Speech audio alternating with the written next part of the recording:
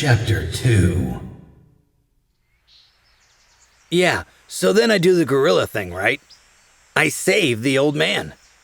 I'm the hero. I am Spider-Man. I am Wolverine. I am Batman. Or at least Gorilla Boy, Rachel interrupted. She did a forward flip as we walked across the springy grass. Rachel's into gymnastics. It's very distracting when someone flips while they're talking to you. It was the day after my big hero act. We were all out in a far meadow of Cassie's farm.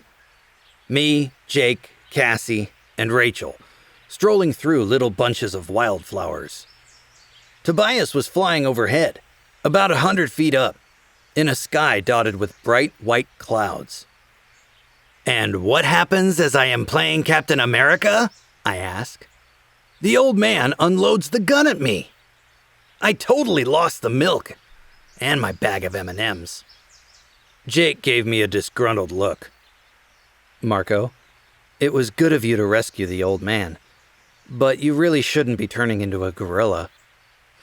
Now, as you're reading this, you're probably thinking, Marco, time out. You've left out a few things. Like, how can you turn into a gorilla? Good question. It happened on a dark night when we were all heading home from the mall. There were 5 of us. Me, you already know. Jake is my best friend, even though unfortunately he is kind of a pain sometimes. He's one of those serious type guys. You say the word responsibility, and he snaps to attention. He's the kind of guy who always seems like he's bigger than he actually is. That's because he has that whole "I'm in charge and you can trust me" thing going on. He has sensible brown hair and trustworthy brown eyes, and one of those confident chins. He also has a great sense of humor and is very smart, and I would trust him with my life. Any day, any time. Not that I would ever tell him that. Then there's Cassie. I didn't really know her very well back then, but I think she's kind of Jake's girlfriend now. Of course, no one is supposed to know this. Shh, big secret. Cassie is the one who is least like me.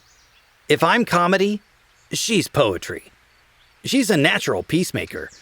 She's the one who knows when you're feeling bad and will find something nice to say that makes you feel better. And it's not like she's manipulating. She really cares about things. She's like sincere or something. Cassie is our animal expert. Her parents are both vets, and she spends most of her free time helping her dad run the wildlife rehabilitation clinic. It's in the barn at their farm. They save injured woodchucks and deer and eagles and so on. Cassie actually knows how to get an injured, angry wolf to take its pills. Not an easy thing, believe me. I was a wolf once. You go out to her barn, and you'll see this little short black girl in overalls and boots, with her arm halfway down the throat of a wolf that could just bite it right off. And she'll be smiling and acting like it's no big deal. And the wolf will be just standing there, looking like he's trying to earn a gold star for being the best little boy in school. Then there's Rachel. Very beautiful. Very leggy blonde supermodel type. Miss Fashion. Miss Properly Applied Makeup. Miss Has It All, Looks and Brains. Rachel is Jake's cousin, and a total babe who, unfortunately, is also totally insane. See, somehow, underneath all that perfect hair and perfect teeth, there's this lunatic Amazon warrior queen, just fighting to get out. Here's what Rachel will say whenever we decide to do something so dangerous, it makes you want to wet yourself. "I'm in! Let's go! Let's do it!" I swear that, if she could, Rachel would be wearing a suit of armor and swinging a sword. And it would be a fashionable suit of armor, and she would look great in it. Then there is Tobias. That night, in the construction site, he was just this kind of dweeby kid I barely knew. He liked Jake, because Jake once kept some guys from beating him up. To be honest with you, I don't even remember what Tobias looked like back then. Now, of course, he looks like a fierce, angry bird of prey. There's a downside to the morphing power we have. A time limit of 2 hours. Stay more than 2 hours in a morph, and you stay forever. That's why Tobias was flying overhead, with his wide wings catching the warm updrafts. Tobias is a hawk. A red-tailed hawk, to be exact. I guess he always will be. I tease Tobias sometimes. What happened to him scares me. Anyway, on that night, we were cutting through this big abandoned construction site. It was supposed to be a shopping center, but they got it half built and then stopped. Then, to make a long story short, there was this spaceship. It was carrying an Andalite who was dying of wounds he'd gotten fighting the Yeerks up in Earth orbit, or thereabouts. He's the one who told us about the Yeerks. The Yeerks are parasites.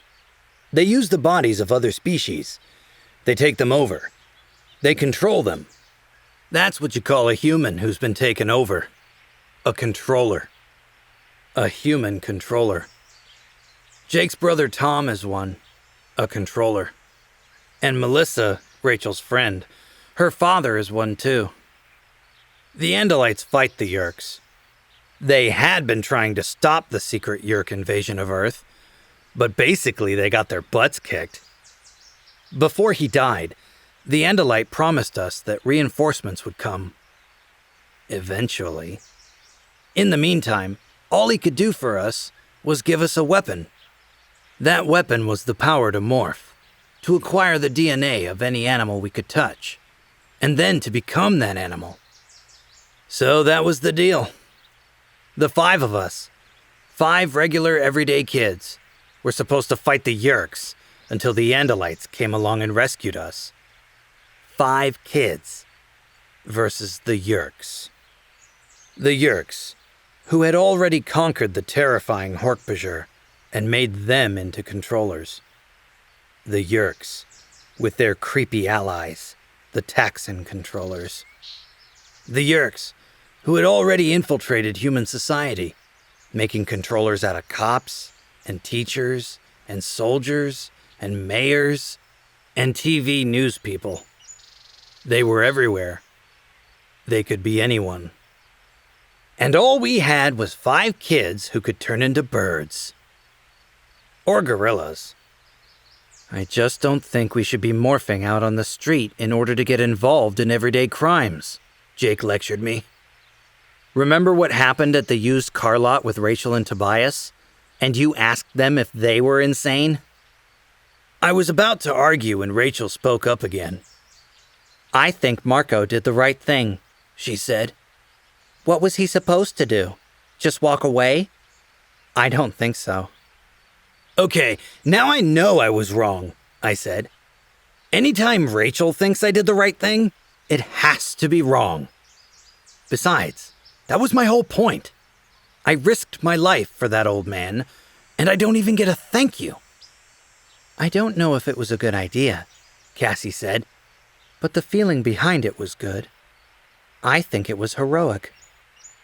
Well, what could I say to that? It's very hard to disagree with someone who has just called you a hero. Jake decided to let it go.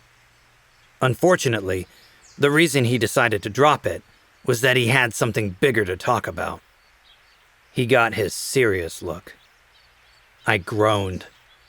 I hate that serious look. It always means trouble. Jake, are you going to tell me why we're all out walking in the fields together? Aside from the fact that it's a nice day and all? We're going to see Axe, Jake explained. Cassie and I have been talking to him the last couple days. You know, about what he wants to do. Uh-oh, I muttered.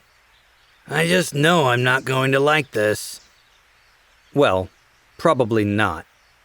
Axe wants to go home, Jake said. Home? Rachel repeated.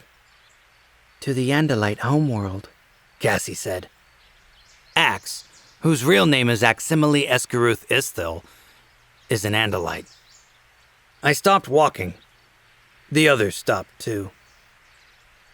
Excuse me, but isn't the Andalite homeworld kind of far away?